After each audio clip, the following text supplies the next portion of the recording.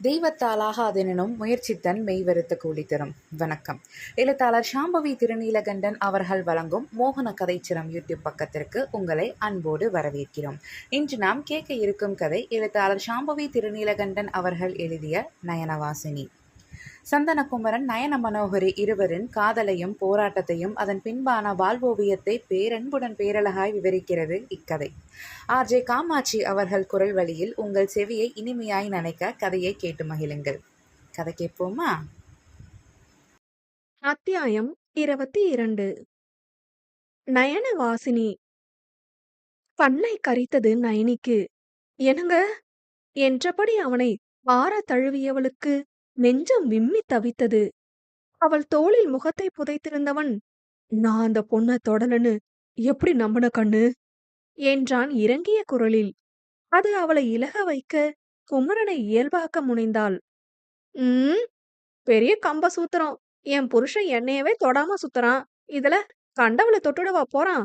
Simple logic தாண்டா குமரா என்றவள் அவனை மேலும் அணைக்க, அதிலிருந்து வெளிப்பட்டவன் அவளை முறைத்தான்.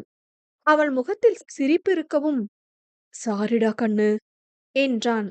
ஐயோ போதும் போங்க, இன்னைக்கு நடந்தது ஒரு படிப்பின, அத அடியோட மறந்து வெளியே வாங்க நீங்க என்றவள், சாப்பிட்டீங்களா, பால் காய்ச்சவா என்க அவள் முகத்தை ஆழ்ந்தான்.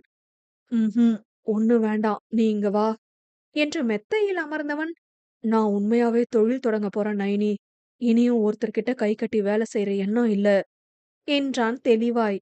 பொறுமையாய் அவன் பேசுவதை கேட்கலானாள் நயனி. இதுல நிறைய சாதக பாதகங்கள் இருக்கு, அதையெல்லாம் நான் பாத்துக்கிறேன்.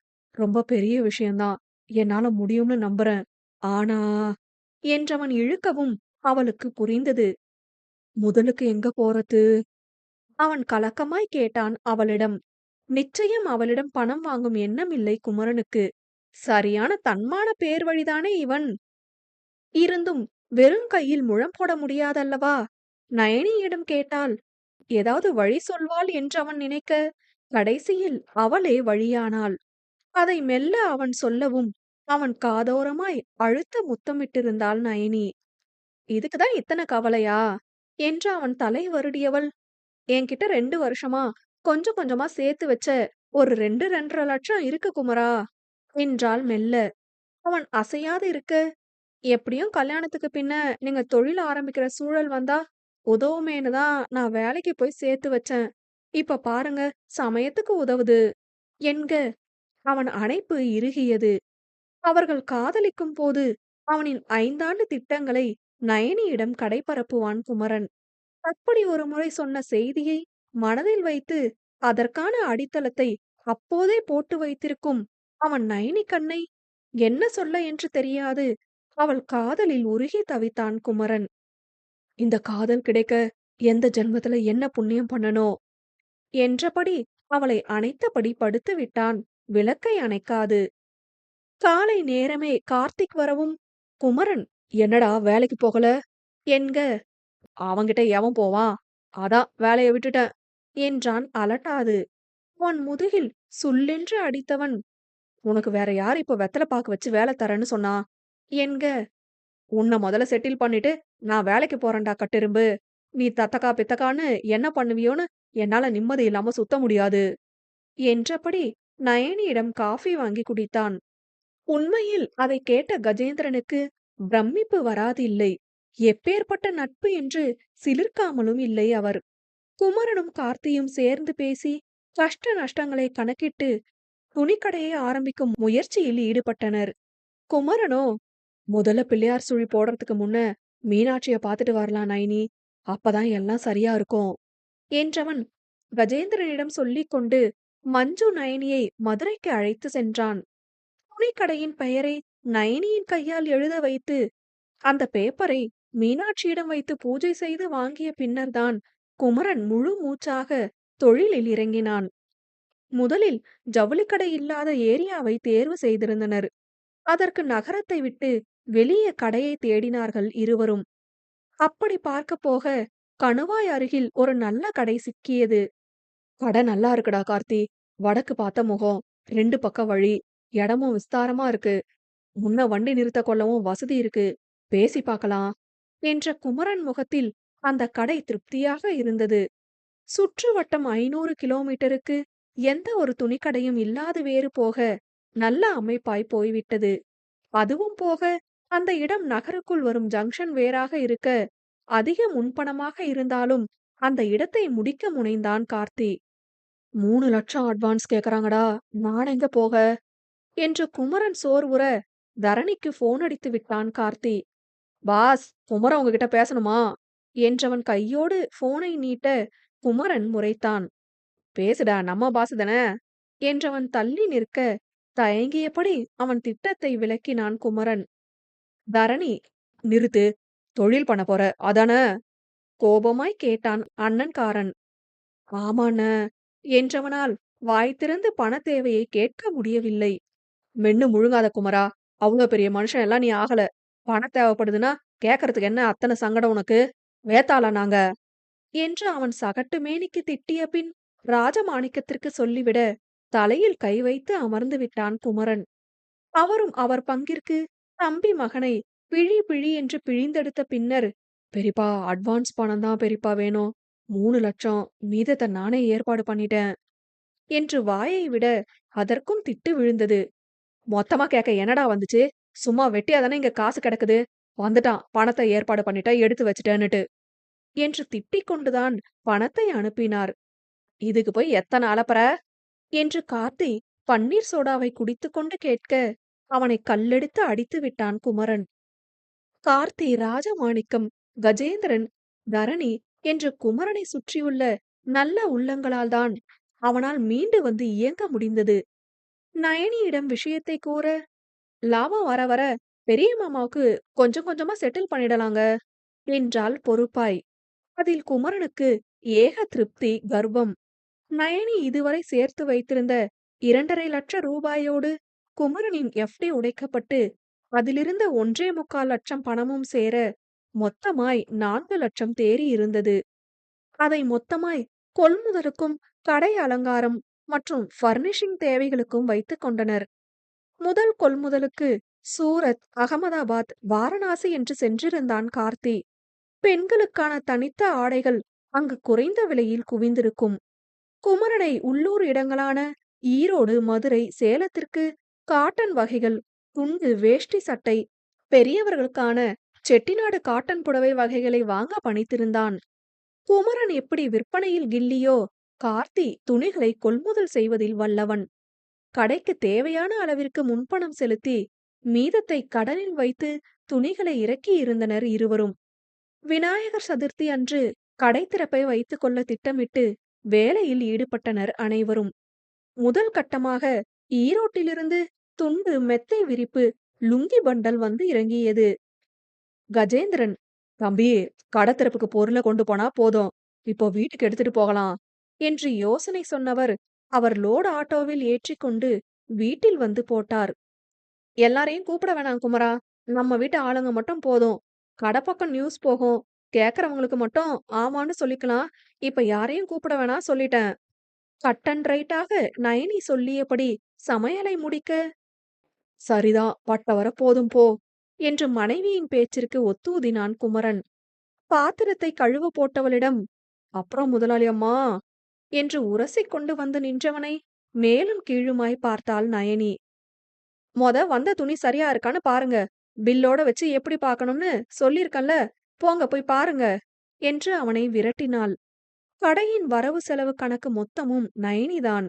பொருட்கள் வாங்குவது, கடைக்கான துணிகள், பொருட்கள் என்று அனைத்தையும் முன்கூட்டியே திட்டமிட்டு தேவையறிந்து செயல்படுகிறாள். இருந்தும் இந்த குமரனின் திடீர் புருஷர் அவதாரத்தில்தான் தடுமாறி போய்விடுகிறாள் நயனி. கணவன் மனைவி நெருக்கம் புதியதில்லை. அவளுக்கும் அந்த நெருக்கம் அவ்வப்போது தேவைப்படும் தான். இருந்தும் அவளுக்கு வந்திருப்பது ஒரு தயக்கம், மெல்லிய தயக்கம் மட்டும். அது ஒதுக்கமாய் மறைவதற்கு முன்பு குமரனிடம் தன்னை புரிய வைக்க நினைத்தாள் நயன மனோகரி. இதோ நாளை காலை பிரம்ம முகூர்த்த நேரத்தில் குமரன் உருவாக்கிய நயன வாசினி ரெடிமேட்ஸ் தன் இயக்கத்தை துவங்க இருந்தது. காலை முறையாய் ஹோமம் வளர்த்தி பூஜை போட்டிருந்தனர். தம்பதியராய் குமரன் நயனி அமர, பெற்றவர்களாக கஜேந்திரன், மஞ்சு மற்றும் ராஜமாணிக்கம், சாந்தி முறை செய்தனர். ஆசை ஆசையாய் குமரனின் கடைத்திறப்பிற்கு வந்திருந்தார் அப்பத்தா. சாந்தியும் ராஜமாணிக்கமும் நைனியின் கையில் ஒரு கனமான திருபுவன பட்டை பரிசாக கொடுத்தனர். மாணிக்கம், ரொம்ப சந்தோஷம்டா குமரா. நீ மட்டும் தனியா கடந்து அலையிறியேன்னுட்டு கவலையா இருக்கும். சொந்தமா தொழில் துவங்கி உட்கார போற பாரு. உன் மனசுக்கு நல்லா பெரிய ஆளா வருவடா சாமி என்று வாழ்த்தினார். அப்பத்தா நைனியின் கையை பற்றியபடி நெடுநேரம் அமர்ந்திருந்தார். மெல்லிய குரலில், உடம்பு சுகமாதானே இருக்கு உனக்கு? அவள் கண்களை பார்த்து கேட்க, சின்னதாய் சிரித்தவள், ரொம்ப நல்லா இருக்கேன் பாட்டி. இங்க பாருங்க, புது தோல் எல்லாம் வந்துருச்சு. எல்லாம் சரியா போச்சு என்று லேசாய் புடவையை விலக்கி காட்டினாள். இன்னும் அவள் தோல் முழுமையாய் குணமாகவில்லை. தழும்பு அழுத்தமாய் இல்லாவிட்டாலும் ஊன்றி கவனித்தால் தெரியும்படியாக வெளுத்திருந்தது. அதை மெல்ல தொட்டு பார்த்த அப்பத்தா, ஏ சாமி, நல்ல மவராசியா ஊடு நிறைய புள்ளைங்கள பெத்து 2 பேரும் சந்தோஷமா இருக்கணும்னுட்டி ஆத்தா என்றார் கண்கள் பனிக்க. நயனியும் அதைத்தானே விரும்பினாள். அவள் உள்ள கிடங்கில் பதுங்கியிருக்கும் பேராசை அல்லவா அது? என்ன, இந்த குமரனின் நெருக்கம் நயனியை பயங்கொள்ள வைத்தது. மோகனாவின் வார்த்தை அவள் காதை ரீங்கரிக்க, முயன்ற அவள் குமரனை தவிர்த்தால் தயக்கம் கொண்டு தள்ளி நிறுத்துகிறாள். அவள் முகம் போன போக்கில் அனுபவஸ்தி எதையோ புரிந்தவராய், வாழ்க்கையில அடுத்தடுத்து இனி முன்னேற்றம் வரும். ஆனா என்ன வந்தாலும் புள்ளைங்க பொறப்ப மட்டும் தள்ளி போடக்கூடாதுடி ஆத்தா. கவனத்துல வச்சுக்க. நான் இருக்கும்போதே பெத்துக்கொடு. என் சின்னவன் பேரனுங்கள கண்ணுக்குள்ள வச்சு வளர்த்தி தாரேன். நீ உன் புருஷன் பின்னுக்கவே அலைஞ்சுக்கோ. என்ன நான் சொல்றது என்க. அதை சிரித்தபடி ஏற்றாள் நயனி சந்தனகுமரன். காலை நல்ல 7:30 மணி முகூர்த்தத்தில் மதுரையை ஆளும் அரசியை மனதில் இருத்திக் கொண்டு அப்பத்தாவின் கையோடு தன் கை வைத்து நயன வாசினியை திறந்து வைத்தாள் குமரனின் நயனி கண்ணு. அத்தியாயம் 23. புது வரவு. கடை ஆரம்பித்து 1 வருடம் ஓடி இருந்தது. 2 பேரை வேலைக்கு அமர்த்தி இருந்தான் குமரன். மோசமின்றி இல்லாத அளவிற்கு கடை நன்றாகத்தான் செல்கிறது. மாதம் ஒருமுறை டவுனிற்கு வந்து கொள்முதல் செய்து விடுவான் குமரன். அந்த அளவிற்கு ஓட்டம் இருந்தது. கணுவாய் சுற்றுவட்ட ஊர்களுக்கு இப்போதுதான் நயனவாசினி பிரபலமாகிறது. பெண்கள் குழந்தைகள் துணி போக உள்ளாடை, துண்டு, வீட்டு உபயோகப் பொருட்களான விரிப்புகள் என்று பலதரத்தை இறக்கியிருந்தான் குமரன். பவதாரணியின் துணையோடு ஆன்லைன் வியாபாரமும் நன்றாய் சூடு பிடித்திருக்க, வீடியோவில் வரும் புடவைகளுக்கு மாடலே நம் சந்தனகுமரன்தான். அவன் புடவையை பிரிப்பதிலிருந்து மடிப்பை எடுத்து சரக் சரக் என்று மடித்து அவன் மீது போட்டு காட்டி எடுக்கும் வீடியோக்கள் பல 1000 வியூஸ் சென்றுவிடும். புடவைகளும் காலியாகிவிடும். இதில் நயனியை பொசுக்கவென்று தலைவருக்கு தனி ரசிகை பட்டாளம் சமூக வலைத்தளங்களில் இருக்கிறது. ம் பவதாரணி இளங்கலை படிப்பை முடித்திருந்தாள். மேற்கொண்டு மேலாண்மை படிப்பிற்கான நுழைவுத் தேர்விற்கு தயாராகிறாள். நயனவாசினியை மென்மேலும் பிரபலப்படுத்த வேண்டும் என்ற முயற்சியில் குமரனுக்கு போட்டியாய் களம் இறங்கியுள்ளாள் பெண். 3 முழம் மல்லிகைப்பூ என்ன முட்டக்கண்ணால் பாக்குதடி பாடிக்கொண்டு வீட்டிற்குள் வந்தவனை ஏகத்திற்கு முறைத்தபடி நின்றிருந்தாள் குமரனின் நயனி கண்ணு. குமரன் நயனியின் வீட்டை காலி செய்து நயனவாசினி பக்கத்திலேயே வீட்டை மாற்றிக் கொண்டு வந்து விட்டான். சொன்ன சொல் தவறாதவன் தானே இந்த சந்தனகுமரன். வீடு மாறிய ராசியோ என்னவோ, கணவன் மனைவி ராசியாகி இல்லறத்தில் குதித்திருந்தனர். குதிப்பதற்கு முன் குமரன் நயனியிடம் தலையால் தலைமுடியால் தண்ணீர் குடித்து விட்டான் என்பதுதான் சரி. உங்க அம்மா நான் தோலை காட்டிதான் உங்களை மயக்கணும்னு சொல்லிதானே என் மேல பாலை ஊத்துனாங்க. பாருங்க எப்படி ஆகிருச்சு என்றவள் அழுது கரையும் நேரமெல்லாம் மோகனாவை அவன் திட்டாது இருக்க மாட்டான். உண்மைக்கும் நயனியின் நெஞ்சில் அது ஆறா வடுவாகி இருந்தது. அவளை சமாதானம் செய்து நெஞ்சில் முத்தமிட்டு முத்தமிட்டே அவளை ஆராதித்து அமைதிப்படுத்துவான் சந்தனகுமரன். நயனியை வெறுப்பேற்றும் முனைப்பில்தான் அந்த பாட்டை பாடிக்கொண்டு வந்ததே. அவளின் உயரத்தையும் கண்ணையும் குறித்தான பாட்டை அவள் மறுக்க அவன் ரசித்து பாடுவான். அதுவும் பள்ளியறை பாடத்தில் இப்பாடல் இல்லாது அவர்கள் கூடல் நிறைவுறாது. நயனியை இடித்துக்கொண்டு, என்னடி கண்ணு அவன் அதீத குஷியில் கேட்க, யார் அவ புதுசா நூல் விடுறா. யாரு? அதான் இழுச்சிட்டு நின்னாளே. எப்போ? அப்படியே ஒண்ணும் தெரியாத பாப்பா. கடையில தான் என்றாள் கடுப்பாய். கடைன்னு இருந்தா 10 பேர் வருவாங்க போவாங்க. நீ யார சொல்ற? எல்லார்கிட்டயும் சிரிச்சு தானே பேசுவேன். அவன் பாயிண்டாக கேட்க, அந்த இப்பி முடிக்காரி. அடுத்தவன் பார்க்கணும்னே லோ கட் பிளவுஸ் போடுவா போல. ச்சை! என்க குமரன் முகத்தில் கண்டனம். என்ன பேசுற நைனி? என்றான் அதட்டலாய். என்ன பேசுறேன்? உள்ளத தானே பேசுறேன். அதுவும் நான் கடையில இல்லாத நேரமா பார்த்து தான் இப்ப அந்த பொம்பள வருது. அதுவும் குனிஞ்சு நிமிர்ந்து சிரிக்க வேற. என்றவள் சிடுசிடுப்பாய் பேசிக்கொண்டே போக, வாய மூடு நைனி! என்று சத்தமிட்டான் குமரன். கஸ்டமர்னு வந்தா 4 பேர் 4 விதமா தான் இருப்பாங்க. தொழில்னு வந்தா கண்டும் காணாத மாரி தான் இருந்தாகணும். யாரோ எப்படியோ, நான் அவங்கள பாப்பேன்னு கேட்கறியா நீ? என்றவன் சடார் என்று கேட்க, நயனி அதிர்ந்து விட்டாள். நான் அப்படி சொல்லல குமரா! என்றவளுக்கு பெரும் தவிப்பாகி போனது. அவளை நிறுத்து என்று சைகை செய்தவன், பொண்ணுங்கள பாக்கறதே தப்புன்னு நெனைக்கிறவன். இதுல யார் எப்படி வந்து நின்னா எனக்கென்ன? என்றவன் வெளியேற மழை பிடித்திருந்தது. நயனிக்கு வியர்த்து விட்டது குமரனின் பேச்சு. போன வேகத்தில் திரும்பி வந்து விட்டான் குமரன். கார்த்திக்கு அழைத்து, சூரத்ல கரம் கிட்ட சொல்லி பார்ட்டி வேஸ் ஆர்டர் எடுக்க சொல்லுடா. டிசைன் கஸ்டமர் அனுப்பியிருக்காங்க. அதுக்கு மேட்ச் ஆகுற மாரி இருக்கட்டும். என்க வேலையில் இருந்தவன் குமரனை வாட்ஸ்அப்பில் செய்ய சொல்லிவிட்டான். கார்த்திக்கு காந்திபுரத்தில் ஒரு பெரிய ஜவுளி கடையில் கொள்முதல் பிரிவில் வேலை கிடைத்திருக்க, அவன் அம்மாவையும் குட்டி பையனையும் கோவைக்கு வரவைத்து தனியே வீடெடுத்து தங்கிவிட்டான். சத்தியம் பக்கத்திலிருந்து யாராவது தெரிந்து வழிய வந்து பேசினால்தான் குமரன் பேசுகிறான். நயனியை அழைத்துக் கொண்டு கடைத்தெருவிற்கு சென்றபோது ஒரு நாள் ஹேமாவை பார்க்க நேர்ந்தது. நல்லா இருக்கீங்க தானே ஹேமாம்மா? நீங்க சத்தியம்ல இல்லைன்னு கேள்விப்பட்டேன் என்று நயனி கேட்க, ஆமாம் என்றார் அமைதியாய். என்ன உங்களையும் துரத்தி விட்டுட்டாரா உங்க நண்பரு? என்று குமரன் கிண்டலாய் கேட்க, ஏன் நீ எனக்கு வேலை தர மாட்டியாடா குமரா? என்றார் உரிமையாய். கண்டிப்பா தருவாரு ஹேமாம்மா. ஆனா இன்னும் கொஞ்சம் வருஷம் போகணும். நாங்களும் கொஞ்சம் ஸ்ட்ராங்கா வளர்ந்த பின்னதான நீங்க எதிர்பார்க்கிற சம்பளத்த தர முடியும். என்க அவர் பேச்சில் வியந்து விட்டார் ஹேமா. இவனோட சேர்ந்து நல்லா பேச கத்துக்கிட்டடி அம்மா என்றவர் அவர்களை வாழ்த்திவிட்டு சென்றார். கஜேந்திரன் இப்போது மஞ்சுவிற்கு உதவியாய் அவரின் மாவு பிசினஸை விஸ்தரிக்க ஏற்பாடு செய்கிறார். அவரின் 3 லோடு ஆட்டோக்களை நல்ல டிரைவர்களை போட்டு மார்க்கெட்டில் சரக்கு ஏற்றி இறக்க விட்டிருக்கிறார். போக 2 வீட்டு வாடகை பணத்தை கொண்டு வங்கி கடனையும் அடைக்கிறார். நேரம் கிடைக்க பெரிய மகள் வீட்டிற்கு வருபவர் மருமகனோடு தேவை இருப்ப வடமாநில கொள்முதலுக்கும் சென்று வருவார். எல்லாம் குமரனின் ஏற்பாடுதான். நல்ல நாள் விருந்து விழாவிற்கு தஞ்சை செல்லும் பழக்கத்தை குமரனுக்கு ஏற்படுத்தியிருந்தாள் நயனி. அவன் எதுக்கு புதுசா என்று ஆட்சேபிக்கும் நேரமெல்லாம், நாள பின்ன நமக்கு 4 பேர் வேண்டாமா? சொந்த பந்தத்தோட சேர்ந்து கலந்து போகணும் குமரா என்று அவனுக்கு பாடம் எடுப்பாள் நயனி. பாண்டியின் ஆளாண்ட பிறவி என்ற வார்த்தை கொடுத்த தாக்கம் போலும். 2 மாதங்களுக்கு முன்புதான் தங்கவேலின் திருமணம் அப்பத்தா பார்த்து வைத்த பெண்ணோடு சீரும் சிறப்புமாய் முடிந்திருக்க குடும்பத்தோடு சென்று வந்தனர். நயனியை பின்னால் பேசாதவர்கள் இல்லை. என்ன அதை அவள் பொருட்படுத்த மாட்டாள். சாதி என்ற ஒன்றை அவள் மதிக்கே கொண்டு வருவதில்லை. நல்லொழுக்கத்திலும் சிந்தனையிலும் சிறந்தவர்கள் எப்போதும் நற்குடி மக்கள்தான். அம்மாதிரி பின்பக்க பேச்சு பேசுபவர்கள் மீதான கோபத்தில், நாளைக்கு நமக்கு பிள்ளைங்க பொறக்கும்போது நோ காஸ்ட் சர்டிபிகேட் வாங்கணும் நயனி என்று கொந்தளிப்பாள் தாரணி.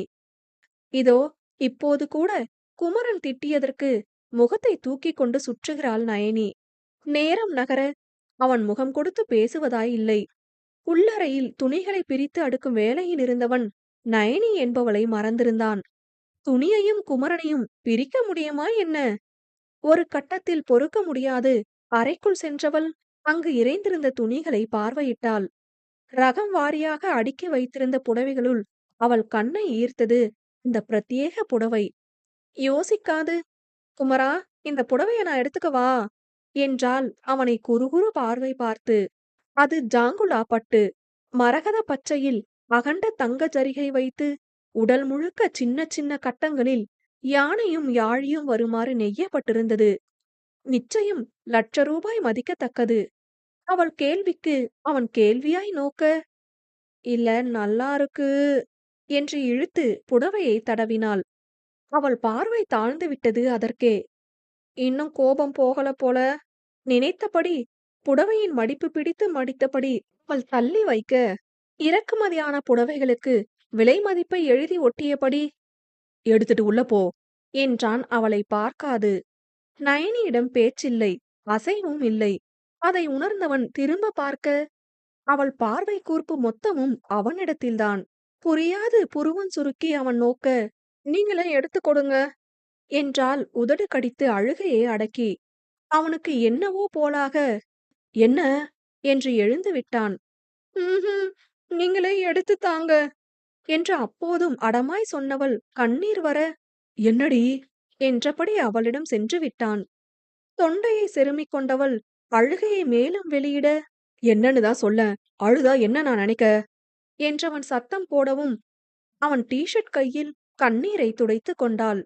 அவன் மேற்புற கையை பிடித்துக்கொண்டு, நீங்களே இதுக்கு நல்ல பிளவுஸும் எடுத்து தரீங்களா? எனக்கு செலக்ட் செய்ய வராது. அப்புறம் அப்பத்தாவும் வரவங்களும் என்னைய தான் குறை சொல்வாங்க என்றாள். அவனுக்கு ஒன்றும் புரியவில்லை. என்ன பேசுறா இவ என்று நினைத்தவன், அடி வாங்க போற நீ போ. யார் வருவா? என்ன சொல்ல போறாங்க உன்ன? அவன் கண்டிக்க, அவன் முகத்தை தான் ஆழ பார்த்தபடி நின்றிருந்தாள் அவன் நயனி கண்ணு. அவள் பார்வையின் மாறுபாடு புரிந்தவனுக்கு ஏனோ நெஞ்சம் துடித்தது. அவளை பார்த்த வண்ணம், என்ன நைனி என்றவன் குரல் இப்போது நயந்து வர, இன்னும் 5 மாசத்துல நான் அம்மா வீட்டுக்கு போயிடுவேன். அப்ப வேணும் இது என்று புடவையை காட்ட, அப்போதும் அவனுக்கு புரியவில்லை. 5 மாசத்துக்கு அப்புறம் போவியா? என்னடி ஒளர்ற என்று கடுப்பாகிவிட்டான். வளகாப்பு முடிஞ்சு அம்மா வீட்டுக்கு தானே போகணும். ஒரு நொடி ஒன்றுமே புரியாது முழித்து அதிர்ந்தவன் முகத்தை பார்க்க, அத்தனை காதலுற்றாள் நயனி. போதும் என்று நினைத்தாளோ என்னவோ. என் வளகாப்புக்கு இந்த புடவை வேணும் குமரா, தருவீங்களா? அவனை அணைத்துக் கொண்டு கேட்க, கண் கலங்கிவிட்டது அவனுக்கு. ஒரு வார்த்தை கூட வரவில்லை அவனிடம். அத்தனை ஆனந்த பெருக்கு உள்ளத்தில். என்ன எதிர்வினையாற்ற என்று கூட தெரியாது. மொத்தமாய் அவளிடமே சரணடைந்து விட்டான் சந்தனகுமரன். அவளை மிஞ்சிய இறுகிய அணைப்பு. அதுதான் அவனின் அதீத வெளிப்பாடு. என் நயனி கண்ணுக்கு கண்ணுக்குட்டி வருதா என்க ஒரு சப்தமான கேவல் அவளிடம். இருவரின் அதீதமும் அழுகையின் உச்சத்தில் வெளியானது.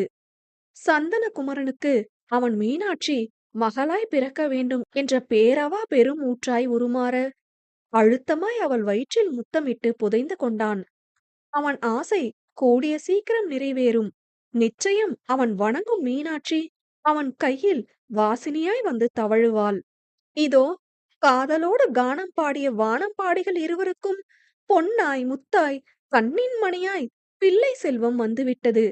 காதலால் இணைந்தவர்கள் தடைகளை கடந்து வலியை அனுபவித்து தட்டு தடுமாறி உழைத்து மேலேறி இத்தனை தூரம் வந்துவிட்டனர். ஒன்றாய் கைப்பிடித்து வாழ்க்கையின் ஒவ்வொரு படிநிலையிலும் முன்னேறி முன்னுக்கு வர துடிக்கும் குமரனும் நயனியும் என்றென்றும் பெரும் மகிழ்ச்சிக்கும் உயிர்ப்பான காதலுக்கும் சாட்சிகள்தான்.